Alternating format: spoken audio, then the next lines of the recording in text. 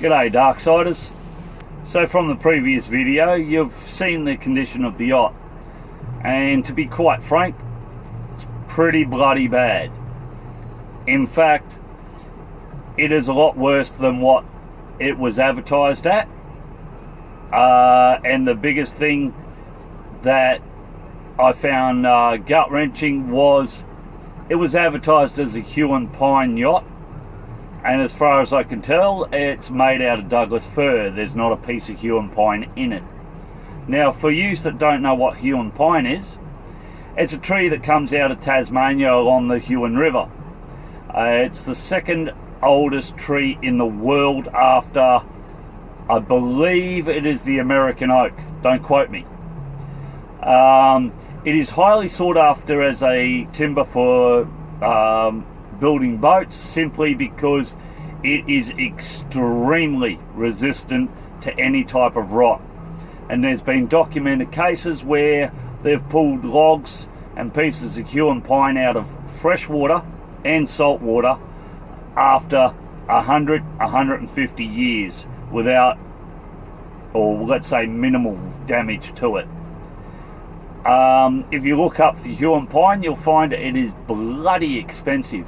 In fact, I'd go as far as to say it's more expensive than gold. So that was pretty disappointing to find. Also, I noticed on playback, I called a whale a chine. Sorry about that. Occasionally in these videos, I probably will call something the wrong way. I'm not a professional, so please don't crucify me for it. But if you do know what the proper name is, please leave it down in the comments below, because I'm always willing to learn. So now we get on to the restoration. The first thing we really got to do is stop the amount of rain that's getting in there inside, because as most of you will know, freshwater is the absolute bane of a wooden boat.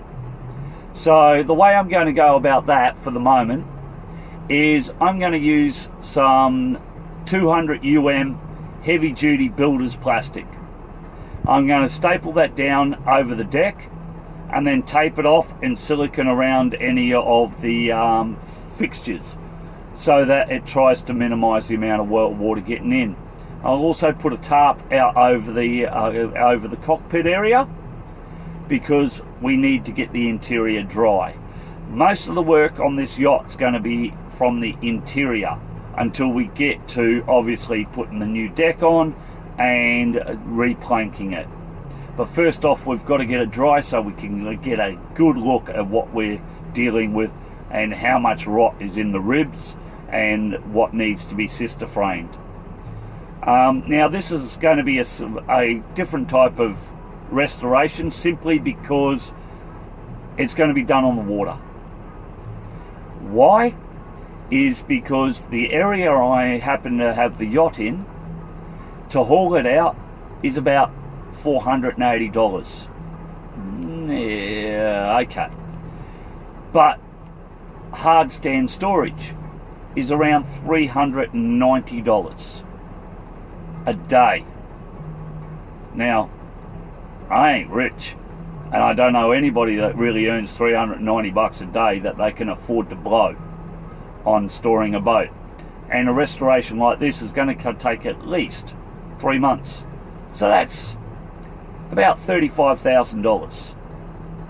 And to be honest, if you got $35,000 to blow on hard stands, you can afford to go out and buy a proper yacht that doesn't require any work. And if anybody is buying a restoration yacht and putting it up on a hard stand for $35,000, $40,000, please leave it down in the comments below and let me know where you are, so I can come and rob your ass because you've got too much money to play with. Now, as for the rest of us, which were both basically broke ass, we need to have a close look at how we're going to do things, how much it's going to cost, and the biggest thing is whether we're capable of doing it. Now, the previous video I did a month ago. The only thing I did was put a automatic bilge pump in it, hooked up to a battery with a solar panel on it so it doesn't go flat, just to keep out the rainwater. And I've been watching it and crawling around the boat ever since, getting to know the boat, finding out what needs to be done, and excuse me, basically having a good long hard look at myself, because this is an extensive restoration. Do I have the tools? Am I confident? Can I learn new things? Is the information available? Those things are the questions you've got to answer. Then you've got the other questions of, where are you going to keep it? How much is that going to cost? Are you going to transport it? How much? How much is a hard stand? Because technically, you should all do your restorations on a hard stand. Some places it might be easy for you to get out. Other places, like where I am, it's too expensive to be viable. Then you've got to look at, how much time can I afford to spend on it? For myself, my yacht is 1,000 k's away from where I live. Luckily, as you can tell from the inside of here, I'm a truck driver. So I get down to my boat twice a week. I get to spend a couple of hours on it doing a little bit of work. Going to take a while to do it that way, but it's what needs to happen. So I guess what I'm saying is, don't enter into doing a restoration on any type of yacht with a she'll be right attitude. You want to be able to restore the yacht in a professional manner. It doesn't matter whether you're a professional or not, but you need to be able to restore it in a professional manner, as you want to be able to keep the value of the yacht. It's no use go whacking it together with a couple of beers and a couple of mates and just putting it together going, oh yeah, okay, that'll do. Because when you're sailing, your life depends on that boat. If you take shortcuts when you're doing your restoration, especially with the hull, the running gear, then it's your life you're putting in danger. Because God knows, we get all sorts of weather. And even the best equipped boats, with the best equipped sailors, with the most knowledge, get into trouble. So for amateurs like us that want to get into boating and love sailing,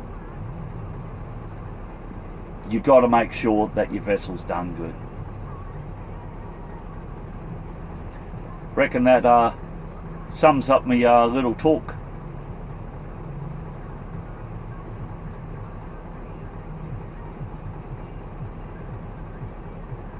Till next time, please hit the like and the subscribe button, because this is going to be a lot of fun. Dark side out.